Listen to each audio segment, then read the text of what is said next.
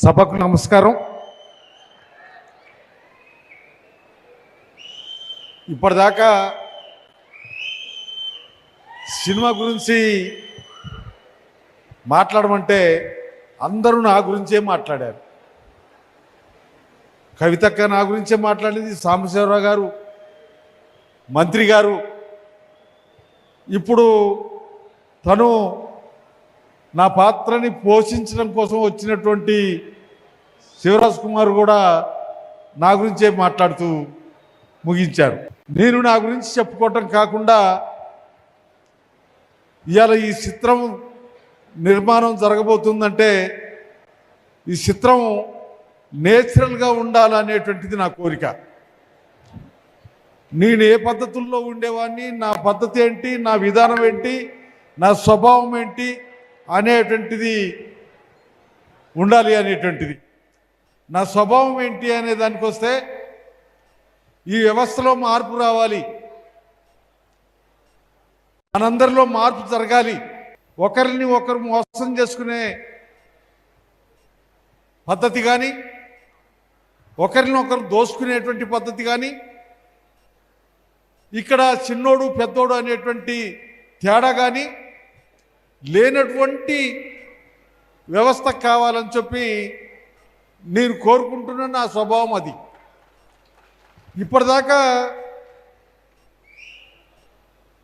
దేశంలో, రాష్ట్రంలో, ఉమ్మడి రాష్ట్రంలో పేదోళ్ళకి ఏం కావాలి,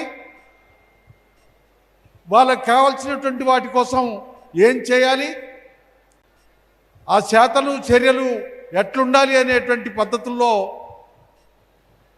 సిపిఐఎంఎల్ ప్రజాపంద పనిచేస్తూ వచ్చింది. ఆ ప్రజాపందలో ఉన్నటువంటి నేను ఇలా మీ అందరికీ ఓ గొప్పగా చిత్రీకరించి చూపించబోతున్నారు. ఇప్పుడు మాట్లాడినటువంటి వాళ్ళు కూడా నన్ను గొప్ప నాయకుడిగా మాట్లాడారు. నేను గొప్ప నాయకుని కాదు అని నేను అనుకుంటున్నా. సామాన్యుల్లో సామాన్యుని, సామాన్య ప్రజల కోసం ఆ ప్రజల్లో ఉండి ఆలోచిస్తున్నటువంటి వాడిని, అట్లా నన్ను చూడాలనేటువంటిది నా భావన. ఇలా ఈ చిత్రం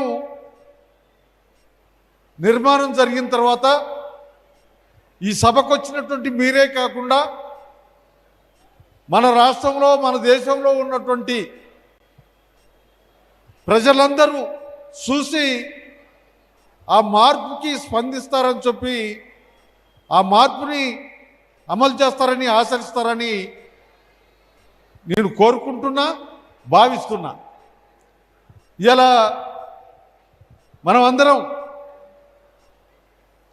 ఎక్కడున్నాం, ఏం చేస్తున్నాం, జరుగుతున్నటువంటి పరిణామాలు ఏంటి అనే విషయానికి వస్తే మనల్ని పాలించేటువంటి పాలకులు, ప్రభుత్వాలు మనకు సాలినంత సౌకర్యాలు కల్పిస్తలేరు. మనకున్నటువంటి సమస్యలన్నింటినీ పరిష్కరించే స్థితిలో లేరు. అందుకనే ఆ సమస్యల పరిష్కార దిశగా ప్రయాణం చేయాల్సినటువంటి అవసరం ఉంది. మనం కళ్ళు తెరవడం కాకుండా మన పాలకుల్ని కళ్ళు తెరిపించాలి అనేటువంటి భావన నేను భావిస్తున్నాను. కళ్ళు తెరుచుకొని ఉన్నారా, మూసుకొని ఉన్నారా అనేటువంటి దానికి వస్తే ఎప్పటికప్పుడు గొప్పలు చెప్తున్నారు, హామీలు ఇస్తున్నారు. కానీ ఆ గొప్పలకి సంబంధం లేనటువంటి పద్ధతుల్లో, హామీల్ని అమలు చేసే పద్ధతుల్లో లేరు అనేటువంటిది మనకందరికీ కనపడుతుంది. అందుకని ఈ సినిమా, ఈ పిక్చరు, ఈ చిత్రం దాన్ని చూపేబోతుంది అని నేను భావిస్తున్నా. 3 సంవత్సరాల నుండి డైరెక్టర్ పర్మస్ దీనికి సంబంధించినటువంటి, నాకు సంబంధించిన నా బాల్యం నుంచి మొదలుకొని ఇప్పటిదాకా ఏంటి అనేటువంటి దాన్ని తెలుసుకున్నటువంటి హిస్టరీని ఈ చిత్రం నిర్మాణం జరగాలన్నా దానికి కావాల్సినటువంటి గ్రౌండు, దానికి కావాల్సినటువంటి యంత్రాంగం ఎన్ని అవసరం.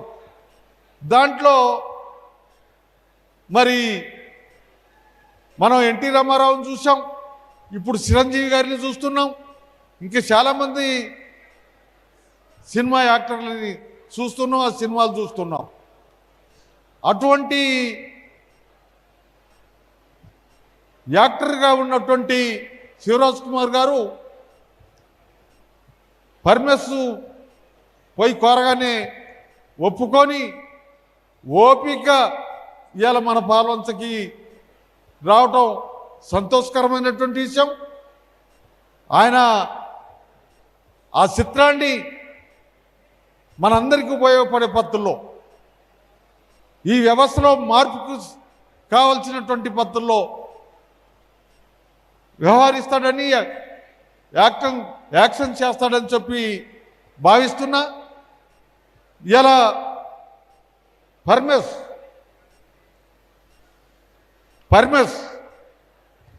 చాలా రిస్క్ తీసుకున్నాడు. ఆయన తీసుకున్నటువంటి రిస్క్ని ఇక్కడ మన పాల్వంచలో ఉన్నటువంటి సురేష్ రెడ్డి గారిని కూడా దింపాడు. మొత్తానికి సురేష్ రెడ్డి గారు, పరమేశు, శివరాజ్ కుమార్ గారు వీళ్ళు మన ముందున్నారు, ఇప్పుడు మన ముందుకి రాబోతున్నారు. మన ముందుకి వచ్చేటువంటి చిత్రం ప్రజలకి ఉపయోగపడే పద్ధతుల్లో, ప్రజలు ఆలోచించే పద్ధతుల్లో, ప్రజల్లో మార్పు వచ్చే పద్ధతుల్లో ఉండాలని చెప్పి కోరుకుంటూ సెలవు తీసుకుంటున్నా. Thank you Narasanna.